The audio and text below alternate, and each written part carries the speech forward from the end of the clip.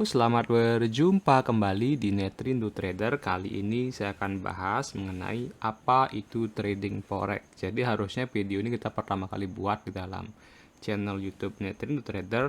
Nah, karena ada sebuah komentar yang dia mengatakan ingin belajar, nah berarti saya harus memulai dari awal. Apa itu dari penjelasan apa sih trading forex itu? Nah, kita mulai dari penjabaran secara luas mengenai investasi dulu lebih awal.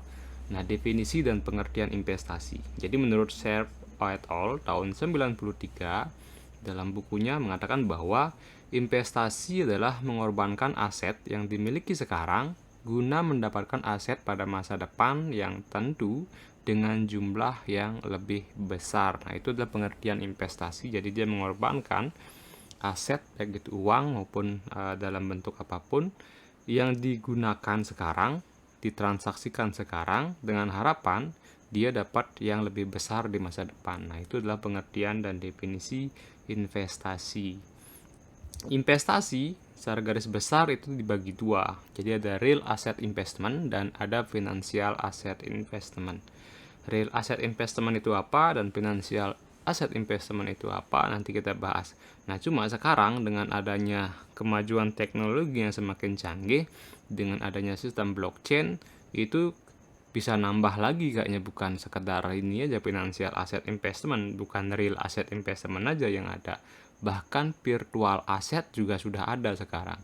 Nah, sekarang kan ada sebuah hal yang kayaknya metaverse, itu orang udah mulai banyak membeli properti di virtual reality metaverse ya. Jadi itu juga mungkin akan tidak, berarti bukan dua ini aja, mungkin nambah lagi satu virtual asset investment. Jadi seperti itu. NFT juga ya, jadi mulai booming sekarang. Itu juga tidak, artinya tidak secara fisik bisa kita lihat, tetapi orang berlomba-lomba membelinya karena ada supply and demand di sana. Jadi seperti itu. Nah, sekarang kita bahas satu persatu dan saya akan lebih spesifik membahas tentang financial asset investment. Real asset investment yang paling terkenal yang kita kenal adalah contohnya seperti properti ya, jadi apartemen, ruko, villa, hotel, mungkin lahan perkebunan, bahkan tanah kosong yang dijadikan perumahan. Nah, itu juga sebuah real asset investment. Nah, jadi itu harapannya adalah ketika dia beli sekarang, misalnya dia beli apartemen, nah dia bisa sewakan dan dia dapat penghasilan bulanan. Nah, itu juga sebuah contoh investment.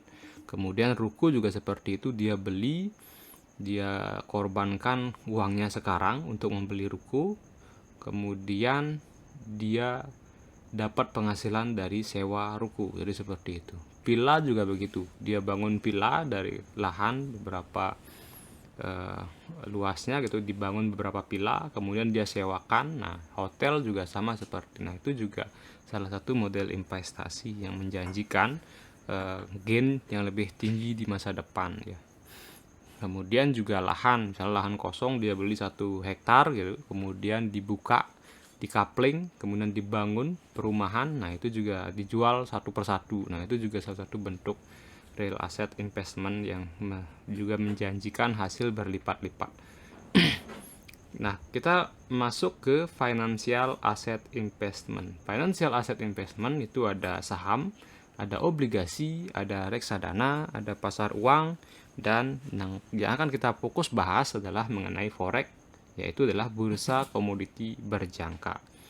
Nah, ini di saham kita bisa transaksikan, jual beli saham itu juga bisa kita transaksikan, juga mendapatkan hasil yang lebih tinggi di masa depan. Jadi misalnya kita membeli saham BRI gitu ya, Bank Rakyat Indonesia atau BRI, di harga sekarang misalnya harganya 4.000 gitu ya. Kemudian kita berharap kita investasikan selama 5 tahun sampai 10 tahun dan berharap harganya yang sekarang 4.000 itu menjadi 10.000 di 5 tahun atau di 10 tahun mendatang. Jadi seperti itu. Nah, kita akan jual ketika sudah mendapat gain yang banyak. Nah, di financial asset investment model saham itu kita juga nggak memiliki fisik ya, hanya berupa pernyataan bahwa kita memiliki sekian jumlah lot saham gitu, dan itu tercatat di KCI namanya ya. Jadi di sanalah tercatat kepemilikan saham kita. Dan sekarang di Indonesia bahkan saham ini, saham-saham blue chip itu, ketika kita punya uang, artinya ketika kita perlu dana cepat dan kita tidak perlu melikuidasi saham, itu bisa digadaikan. Nah, kemarin ada informasi berita bahwa Pegadaian pun menerima gadai saham, tapi saham-saham yang blue chip ya, seperti ya BRI, BCA, jadi perusahaan-perusahaan besar yang punya kapitalisasi besar, jadi seperti itu. Nah, itu saham, dan saham pasti dibelinya di pasar atau di bursa saham. Nah, itu ada Bursa Efek Indonesia ya. Obligasi juga gitu, kita juga belinya di bursa ya, Bursa Efek, cuma melalui perantara. Nah, financial asset investment ini perlu sekali perantara atau sering disebut dengan broker ya. Jadi kita nggak bisa langsung dengan pemiliknya gitu. Jadi perlu perantara ya. Kemudian juga reksadana itu masuk pasar sekunder. Dari reksadana juga adalah kita mengandalkan seorang manajer investasi untuk mengelola dana kita, yang biasanya sih manajer investasi mentransaksikan uang kita itu yang kita investasikan ke sebuah sekuritas, itu dia juga akan mentradingkan di saham dan obligasi, begitu juga di deposito dari pasar uang. Kemudian pasar uang, nah ini yang paling sering didengar oleh masyarakat. Jadi pasar uang itu contoh paling sederhana adalah deposito ya. Jadi deposito juga adalah sebuah investasi ya, dengan menjanjikan hasil, cuma kadang-kadang ketika terjadi krisis, deposito itu nilainya menjadi sangat sedikit ya, atau tidak tahan kalau dibandingkan dengan inflasi ya. Jadi hampir sama dengan tingkat inflasi kalau kita di deposito. Jadi tidak berkembang secara signifikan kalau kita cuma sekedar deposito. Kemudian yang paling sekarang digandrungi adalah bursa komoditi berjangka. Nah, ini yang kita akan bahas. Nah, ini juga yang sering disebut dengan forex ya. Yang orang forex itu yang lebih terkenal dan populernya adalah forex. Jadi bursa itu adalah sebuah pasar yang mempertemukan penjual dan pembeli ya. Kita lanjut. Nah, bursa komoditi berjangka dan forex online trading ya. Jadi jika kalian memahami konsep perdagangan kontrak, itu seperti ini contohnya.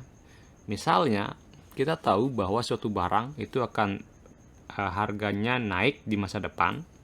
Seseorang akan datang dan membuat kontrak harga gitu. Sederhana contohnya seperti ini. Jadi ada nih orang yang membangun rumah gitu ya, membangun rumah. Kemudian dia punya uang sekarang, anggap 1 miliar gitu untuk dia membangun. Tapi dia tidak akan membangun hari ini, tapi dia membangun rumahnya 5 tahun lagi, atau mungkin 1 tahun lagi ya, jadi jangka waktu lama lah, jadi ada jangka waktu. Kemudian dia membawa uang 1 miliar itu ke toko bangunan. Dia langsung mengkontrak sejumlah bahan-bahan yang diperlukan, misalnya semen, saya perlu semen 100 sak, kemudian besi ulir sekian gitu. Nah, sampai totalnya 1 miliar saat itu, dan kontrak harga sudah dilakukan saat itu. Dan si pembeli ini tidak membeli saat itu. Dia bilang saya akan ambil barangnya nanti di tahun depan atau enggak di 2 tahun lagi, tapi saya bayar dengan harga yang sekarang. Nah, gitu contohnya. Karena dia tahu mungkin tahun depan harganya itu akan sudah naik gitu ya. Baru dia membangun ketika di tahun depan. Nah, dia taruh di sana uangnya, kemudian tahun depan baru diambil. Ya, itu disebut dengan kontrak harga. Jadi perdagangan kontrak. Kan ada juga orang-orang yang seperti itu. Atau cengkeh misalnya, cengkeh dia tahu pergerakan harga cengkeh, kemudian 3 bulan atau mungkin 1 tahun lagi atau mungkin 6 bulan lagi harga cengkeh akan naik, dia beli, tapi tidak beli fisiknya. Dia hanya datang ke broker atau calo cengkeh gitu kan. Dia transaksi, saya beli 1 ton cengkeh hari ini, harganya sekarang berapa, misalnya gitu ya. Dia kontrak harga hari ini saya beli 1 ton, ini uangnya silakan diterima, dan saya akan ambil lagi 3 bulan lagi. Nah, dengan kontrak harga yang saat ini. Nah, kemudian setelah 3 bulan lagi, cengkeh itu diambil dan harganya sudah naik, baru dia jual lagi. Nah, dia dapat keuntungan. Nah, ini yang disebut dengan perdagangan berjangka ya. Jadi ini benar-benar bisnis, bukan judi yang selama ini dikenal oleh masyarakat. Karena dari hal itu kemudian di-online-kan, dibuatkan platform, dibuatkan real time harganya per harinya, dan banyak komoditas yang diperdagangkan. Bukan hanya komoditas dalam bentuk fisik seperti cengkeh, kemudian kopi, kemudian emas ya, perak, tapi uang yang diperdagangkan. Jadi seperti itu. Nah, Itu contoh sederhana pengertian tentang komoditis berjangka atau perdagangan berjangka ya. Dan dia punya pasar sendiri, dan di Indonesia sendiri bursa berjangka ini dikenal atau dia berdiri ya itu tahun 2000, tahun 2000-an ya. Jadi waktu itu tahun 2001 ya. Cek hijau ya udah.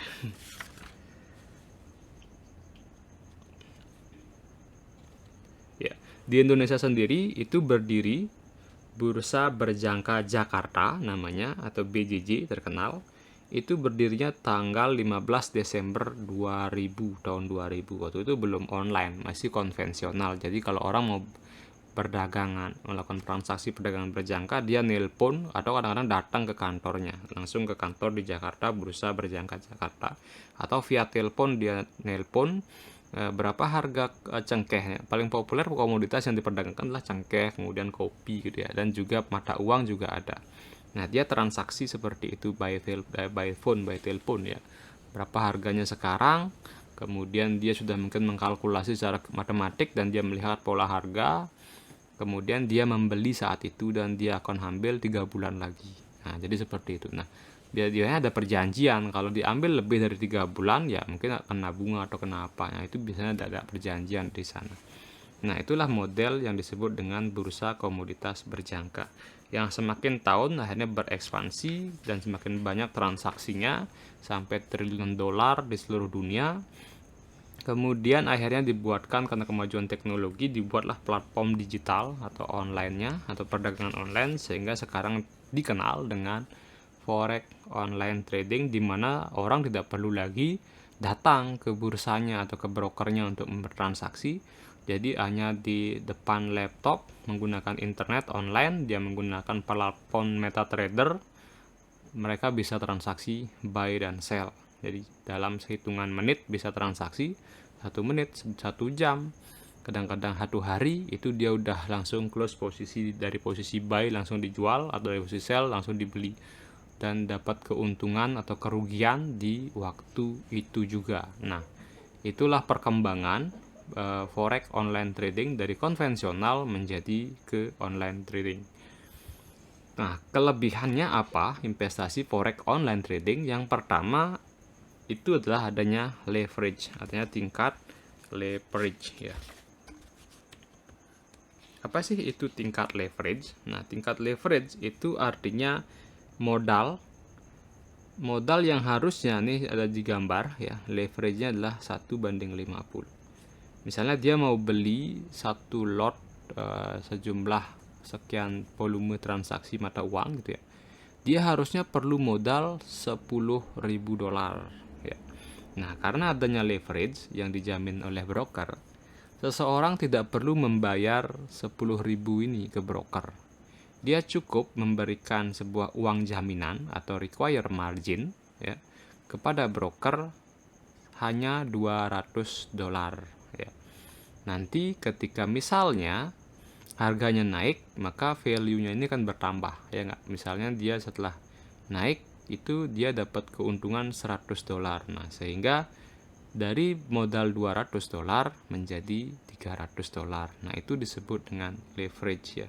Jadi leverage itu membuat seseorang itu bisa bertransaksi di forex. Jadi nggak perlu modal besar. Padahal seharusnya modal minimal di trading forex itu adalah 10.000 sampai 100.000 dolar ya. Jadi 10.000 dolar itu cukup untuk bertransaksi dengan jumlah lot sekitar 0,1 lot.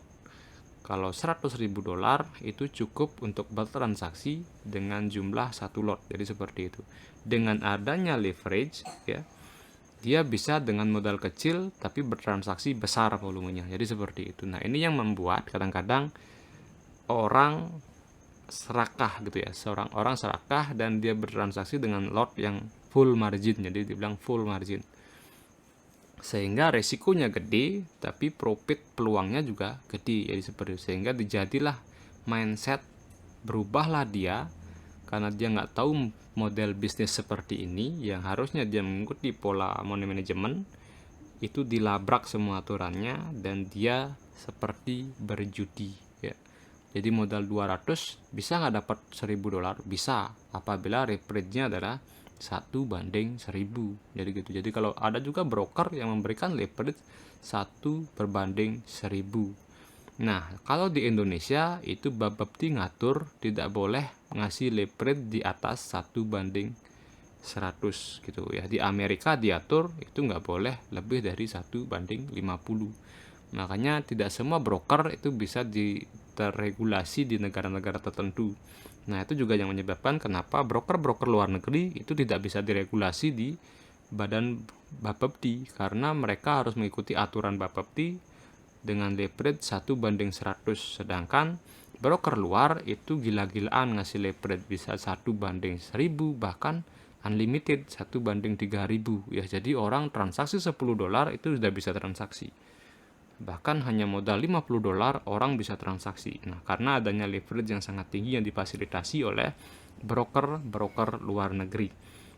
Dan anehnya di Indonesia mengincar broker-broker luar negeri, karena mereka pasti pola mindsetnya adalah modal kecil dapat hasil besar. Bisa kalau memang tepat analisisnya, tapi ketika salah analisisnya modalnya langsung habis ya. Jadi require marginnya itu akan langsung habis. Jadi nanti saya jelaskan itu di guaranteed limited risk ya. Jadi itu yang menyebabkan kenapa terjadi margin call. Jadi karena itu, jadi dia punya modal kecil tapi pengen dapat profit besar. Nah, inilah yang menyebabkan terjadinya margin call, dan ini yang sering terjadi sehingga mereka yang mungkin pandangannya menjadi negatif menganggap trading forex ini menjadi judi, bukan bisnis, bukan sistem yang memang dibuat judi, tapi manusia itu sendiri yang menjadikan itu judi ya. Jadi bukan bisnisnya ini, investasi forex online trading ini real bisnis kalau memang dilakukan dengan benar. Jadi seperti itu. Akan menjadi judi kalau tradernya sendiri membawa mindset judi di dalam tradingnya. Jadi misal mindset judi adalah ya dia hanya transaksi 1000 pengen dapat keuntungan 1 juta. Nah, itu kan mindset judi. Padahal ya harusnya ya yang namanya bisnis pasti mencari 1%, 2% dari setiap transaksi keuntungannya. Jadi ada manajemen risiko, karena memang di trading forex itu karena saking cepatnya transaksi, jadi risiko rugi dan untung itu sangat cepat. Jadi bisa hitungan jam itu orang dapat keuntungan, dan juga dalam hitungan jam orang bisa rugi. Jadi seperti itu. Makanya harus bisa menganalisis pergerakan harga. Jadi ada step by step untuk kita memahami forex online trading ini. Jangan sekedar naruh modal kemudian untuk memasang posisi beli dan jual itu tidak pakai strategi, tidak pakai analisis, tidak pakai hitungan statistik. Jadi seperti itu. Padahal semua ada hitung-hitungan statistik. Nah, itu yang tidak digunakan dalam seseorang trading. Dia hanya sekedar tahu tombol beli dan jual, dan dia nggak belajar apapun, kemudian langsung transaksi di real trading. Jadi seperti itu. Padahal broker juga menyediakan akun demo. Jadi kalau memang belum paham, kita bisa belajar di akun demo untuk mengamati pergerakan harga. Kemudian yang kedua itu tingkat likuiditas ya. Nah, besarnya transaksi di forex online trading di seluruh dunia itu yang mencapai triliunan dolar ya, membuat likuiditasnya sangat-sangat cepat, jauh lebih besar dari perdagangan apapun. Kalau saham, kita trading saham itu menunggu untuk liquid ketika ada yang beli. Ya, jadi misalnya kita salah membeli saham, salah menganalisis saham, dan salah juga membeli saham. Kita membeli saham yang tidak dilirik oleh investor lain, itu misalnya. Nah, anggaplah saham-saham yang jarang dilirik oleh, bukan saham blue chip ya. Kalau saham blue chip pasti transaksinya cepat. Saham-saham yang tidak dilirik oleh oleh investor lain ya, nggak ada yang beli. Nah, kita sudah beli, sudah punya sahamnya, jual nggak ada yang beli. Nah, itu bisa terjadi di saham ketika kita salah memilih investasi atau salah memilih perusahaan yang kita beli di saham, karena nggak ada yang transaksi di saham itu ya. Kita jual pun nggak ada yang beli gitu ya. Kita menunggu pembeli untuk bisa saham kita itu laku. Nah, itu kalau di saham. Jadi dan selain kesepakatan harga juga menunggu ada orang beli nggak di harga itu gitu ya. Nah itu saham. Kalau di trading forex, berapapun dijual, apapun dijual, menit, detik, hitungan 24 jam itu terjual langsung, yang penting market masih buka gitu ya. Nah itulah yang disebut dengan tingkat likuiditasnya tinggi di forex ya. Jadi yang membuat orang tuh senang trading di forex. Jadi dia misalnya trading satu hari ini dapat profit, bisa dilikuidasi di menit itu juga. Misalnya dia beli di harga, anggaplah harga emas di 1.800 gitu misalnya, hari itu naik jadi 1.810 gitu, langsung dijual dan langsung ada yang membeli, langsung ada yang mengeksekusi. Kemudian kalau dia mau narik uangnya juga sangat cepat ya, jadi seperti itu. Jadi bisa hitungan hari, jadi setelah 24 jam bisa masuk rekening dananya. Nah itu yang menyebabkan juga orang senang trading di forex. Jadi likuiditasnya besar karena jumlah volume transaksi dan juga kapitalisasi pasar dari forex online trading di seluruh dunia itu mencapai triliunan dolar ya. Jadi seperti itu. Jadi kalah dengan pasar bursa saham Indonesia. Jadi Indonesia kan hanya mencakup di Indonesia saja. Dan tidak semua, dan tidak artinya tidak semua. Kalau jumlah trader dan investor juga jauh lebih kecil jumlahnya ketimbang forex online trading di seluruh dunia. Nah, itu yang menyebabkan likuiditasnya sangat sangat cair lah, sangat benar-benar cepat prosesnya. Kemudian waktu perdagangan. Nah, di forex online trading waktu perdagangan itu 24 jam ya. Padahal sebenarnya tidak 24 jam. Kenapa bisa 24 jam? Karena ada perbedaan waktu di beberapa negara. Jadi ada namanya sesi Asia. Jadi sesi Asia itu buka dari jam 6 sampai jam 2 ya, jam 2 siang. Kemudian dari jam 2 siang sampai jam 8 malam atau jam 9 malam itu sesi Eropa. Artinya memang di Eropa di sana sudah pagi, ya, jam 2 itu udah mulai pagi. Makanya dia juga bursanya buka di jam itu, jam 2 Indonesia ya, waktu Indonesia. Sehingga kemudian sampai malam, jam 9 malam sampai pagi lagi, itu yang buka adalah market Amerika. Makanya gabungan ketiga market itu di seluruh dunia menyebabkan forex itu bisa transaksikan selama 24 jam ya. Jadi seperti itu, dan ada aja memang yang transaksi 24 jam. Ya, itu yang menyebabkan sesi waktu perdagangan itu tidak pernah berhenti di forex dan 24 jam. Kemudian trading hariannya adalah dari Senin sampai hari Jumat. Sabtu dan Minggu dia libur. Jadi seperti itu. Nah, cuma sekarang dengan adanya komoditas cryptocurrency, kadang-kadang ada broker yang membuka untuk khusus trading currency Bitcoin ini ya. Cryptocurrency ini Sabtu dan Minggu juga buka. Jadi seperti itu ya. Sehingga 7 hari full jadinya transaksi bisa di market ya. Kemudian real time. Jadi real time ini artinya ya harganya real, harganya sama semua broker ya. Mau di broker A, broker B, broker C, kalau dibandingkan semua chartnya itu sama semua. Jadi real time online internasional. Jadi sama, tidak ada perbedaan. Kalau ada perbedaan yang signifikan, berarti ada sesuatu di brokernya ini, ada main-main dia brokernya. Jadi makanya dalam memilih broker itu juga harus diperhatikan broker-broker yang terregulasi ya, di negaranya minimal ya, negaranya. Misalnya broker, saya sudah jelaskan tadi, broker Tickmill. Nah, dia dari Eropa, dari Inggris ya, minimal dia terregulasi di Inggris gitu ya, sehingga terjamin lah, artinya dia nggak berani main-main, karena perlu diawasi broker itu biar tidak terjadi transaksi-transaksi yang dipermainkan. Jadi hati-hati kalau kita memilih broker yang tidak terregulasi. Nah, saya udah jelaskan tentang review broker di video sebelumnya, jadi kalian bisa tonton video itu untuk mengetahui apa itu broker dan bagaimana cara mereview broker tersebut ya. Nah, biar nggak terjadi seperti broker Sunton ya, jadi tiba-tiba harganya itu sangat-sangat melambung tinggi, dan di broker lain tidak seperti itu harganya. Dia buat sendiri harganya tiba-tiba melesat naik, padahal yang lain masih slow pergerakannya gitu ya, kalau broker lain.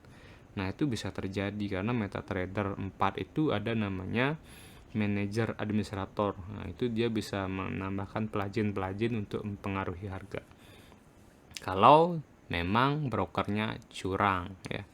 Tapi kalau broker yang terregulasi dia nggak mau main-main ya, jadi seperti itu terus diawasi oleh badan regulator. Kalau di Indonesia ya Bapepti namanya ya. Nah, sekarang yang terakhir itu kelebihannya adalah guaranteed limited risk. Nah, dengan adanya require margin, jadi misalnya dia harusnya bermodal $10.000, dia cukup bayar hanya $200. Jadi kerugiannya hanya dibatasi sampai sejumlah margin yang dimiliki. Jadi $200 aja ya. Habis ya udah, segitulah yang dia kerugiannya. Makanya ada trader ya, dia menggunakan strategi ini ya untuk trading. Jadi dia misalnya punya modal $10.000 tapi nggak langsung semuanya ditaruh di broker. Dia hanya mentradingkan $200 saja dari uang yang dia miliki. $200 ini dia strateginya adalah dia bisa untung $200 atau rugi $200 ya itu. Jadi dia pakai sengaja pakai strategi itu. Jadi dia udah siap kalau misalnya dia rugi 1 bulan $200, dia berhenti trading. Nah, ketika dia profit, ya udah dia lanjut trading lagi. Dia pokoknya membatasi 1 bulan hanya maksimal rugi $200. Jadi dia menggunakan kesempatan yang namanya guaranteed limited risk. Nah, inilah yang disebut dengan margin call. Jadi seperti itu. Misalnya ini tiba-tiba harga setelah kita pasang posisi buy gitu kan, tiba-tiba harganya turun. Tidak sesuai dengan prediksi kita. Kalau kita sudah isi stop loss, ya udah maka kita rugi sesuai dengan stop loss gitu loh. Tapi kalau kita nggak isi stop loss, maka dia akan minus sampai kalau tidak balik-balik naik harganya ya bisa habis margin kita gitu ya.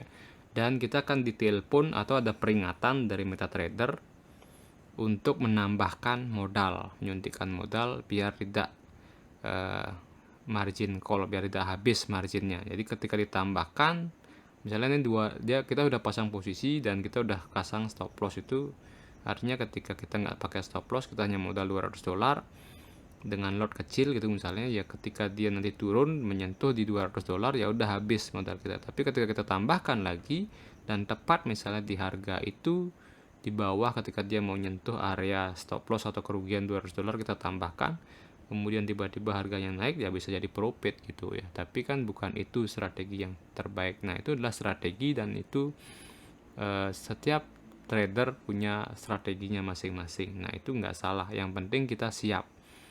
Jadi makanya dalam dunia trading itu harusnya yang digunakan sebagai modal itu adalah bukan modal yang panas gitu ya, bukan uang panas.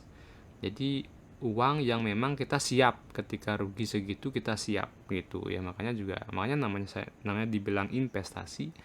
Jadi kita siap merelakan sejumlah uang itu jika terjadi resiko ya. Nah, itulah konsep yang harus dipahami dalam trading sebelum mengambil keputusan trading. Jadi jangan sekali-kali gunakan uang panas, misalnya uang pinjaman atau mungkin gaji full dipakai trading gitu misalnya. Itu juga salah sih konsepnya ya. Jadi memang harus tabungan yang memang kita khusus ini slotnya untuk investasi ya. Artinya, dan kalau kita masukkan ke resiko tinggi, kayak forex adalah bisnis resiko tinggi, atau karena memang profitnya cepat, ruginya juga cepat. Berbeda dengan saham. Kalau saham itu ada 2 keuntungan selain misalnya ini kita beli saham BRI gitu 100 lot gitu ya. Nah, ketika harganya turun, selama kita nggak jual, itu nggak rugi gitu ya. Tapi kita dapat masih keuntungan dividen namanya. Selain keuntungan karena harga dari saham tersebut, kenaikan harga saham tersebut disebut dengan margin apa ya. Jadi kenaikan harga itu yang membuat kita untung juga tidak di dalam saham ya. Nah, jadi ketika harga sekarang misalnya 4.000, kita beli 100 lot, kita simpan saja selama 5 tahun ya, itu uang kita tetap utuh di sana, nggak rugi ya. Tapi ketika dia turun harganya jadi 3.000 ya, paling margin atau modal kita tuh berkurang ya, berkurang sejumlah ya 100 lot dikali 100 dikali 3.000 gitu ya. Jadi sekitar berapa ya, 30 juta gitu misalnya, 30 ya, 30 ya, 30 sampai 300 juta anggap seperti. Jadi misalnya modalnya 400 juta ya, kita beli kemudian turun dari 3.000 harganya ya. Paling nilai modal kita turun jadi 300 juta gitu. Nah, tapi masih dapat keuntungan kalau dia membagi dividen atau membagi hasil keuntungan dari bisnisnya si BRI gini itu ya. Nah, itu contohnya. Ketika kita diemin aja 5 tahun kemudian tiba-tiba naik ya menjadi 5.000 gitu ya, itu kita udah dapat gain dari capital gain ya sejumlah 1.000 rupiah dikali jumlah lot yang kita miliki ya, atau jumlah lembar saham yang kita miliki. Nah, itu kalau di saham. Kalau di forex ya, karena yang kita taruh modalnya itu ada leverage, maka ya margin itu bisa habis kalau memang harga yang kita prediksi nggak sesuai, yang kita analisis itu nggak sesuai dengan yang terjadi di market. Makanya dalam trading forex itu ada strategi, ada analisa, ada money management, gimana caranya biar kita bisa melindungi margin atau modal kita, biar nggak habis semuanya ketika kita tradingkan. Nah, itu ada cara-caranya, dan saya juga sudah ada share beberapa video terkait money management, strategi trading, bagaimana cara transaksi dan berapa jumlah lot yang harus kita transaksikan dari modal yang kita miliki, itu ada videonya ya. Oke, sampai di sini dulu penjelasan terkait dengan apa itu trading forex ya. Nah, ini mungkin memberikan gambaran bagi kalian bahwa trading forex itu adalah sebuah bisnis ya. Jadi mindset kita lah kadang-kadang yang membuat forex ini menjadi sebuah judi. Jadi bukan bisnisnya yang judi, memang sih kadang peluangnya ya kalau nggak buy dan sell ya. Jadi ini yang menyebabkan orang itu berpersepsi judi jadinya ya, karena kita tebak-tebakan harga gitu, dia bilang kan forex itu nebak-nebak harga, kalau nggak naik ya turun.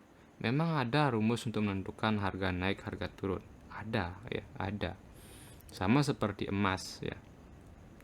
Apakah kita bisa memprediksi harga emas akan naik atau turun? Kita hanya bisa berekspektasi bahwa kalau kita beli emas sekarang, berharap nanti 10 tahun lagi harganya akan naik kan gitu ya.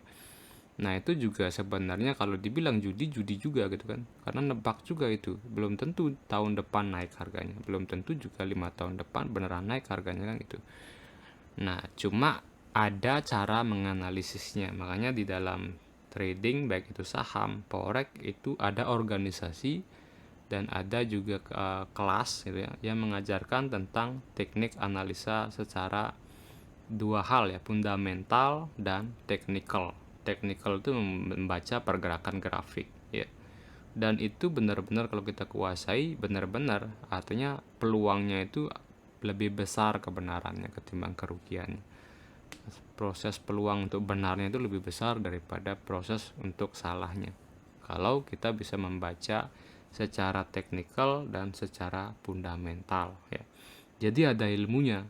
Akan menjadi judi kalau kita nggak tahu ilmunya, nggak bisa menganalisis teknikal, nggak bisa menganalisis fundamental, kita nebak aja harganya naik apa turun gitu. Jadi pakai insting atau kadang-kadang pakai hitung jari gitu ya. Nah, itu yang menyebabkan jadinya judi, bukan bisnisnya yang salah. Kalau bisnisnya ini judi ya kenapa berkembang sampai jutaan triliun, bahkan triliunan dolar ini di seluruh dunia ya. Jadi seperti itu, dan semua orang bertransaksi. Tidak hanya orang biasa seperti kita atau pedagang retail, bank-bank juga ikut transaksi ini ya. Jadi seperti itu. Karena pasar forex itu pelakunya bukan kita saja sebagai seorang pedagang retail. Kita dibilang adalah pedagang retail karena modal kita terbatas.